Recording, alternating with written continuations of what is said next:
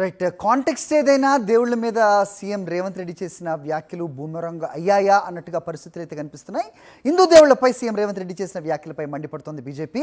ముఖ్యమంత్రి కామెంట్స్ను నిరసిస్తూ ఇవాళ రాష్ట్ర వ్యాప్తంగా ఆందోళనలకు పిలిపించింది కమలం పార్టీ.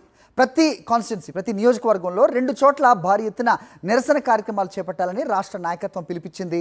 హైదరాబాద్లో బీజేపీ యువ మోర్చా ఆధ్వర్యంలో ఈ నిరసన కార్యక్రమాలు చేపట్టనున్నారు. దీనిపై అప్డేట్స్ మా కరెస్పాండెంట్ విక్రమ్ అడిగి తెలుసుకుందాం. విక్రమ్, చెప్పండి. సో సీఎం రేవంత్ రెడ్డి చేసిన వ్యాఖ్యలపై బీజేపీ పోరుబాట పట్టిన పరిస్థితిని చూస్తున్నాం. సో ఏంటి వీళ్ళ ఎజెండా ఏంటి?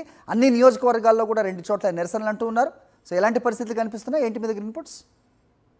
హరి, సీఎం రేవంత్ రెడ్డి చేసిన కామెంట్స్పై బీజేపీ ఆగ్రహం వ్యక్తం చేస్తుంది. అందుకు నిరసనగా ఈరోజు రాష్ట్ర వ్యాప్తంగా కూడా ప్రతి నియోజకవర్గంలో 2 చోట్ల నిరసన కార్యక్రమాలు పెద్ద ఎత్తున చేయాలని చెప్పి పిలుపునిచ్చారు. అదేవిధంగా హైదరాబాద్లో యువమోర్చా ఆధ్వర్యంలో సీఎం రేవంత్ రెడ్డి దిష్టిబొమ్మ దహనం కార్యక్రమాన్ని కూడా పెట్టుకున్నారు.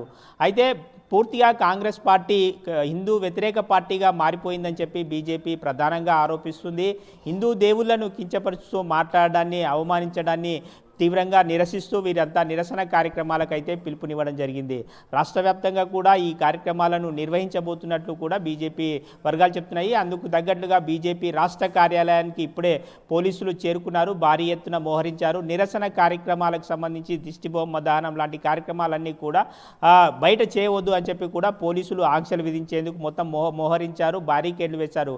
బీజేపీ రాష్ట్ర కార్యాలయానికి వచ్చే 2 వైపులా కూడా పోలీసులు మోహరించి బారికేడ్లు కూడా వేయడం జరిగింది. Hari, all right Vikram.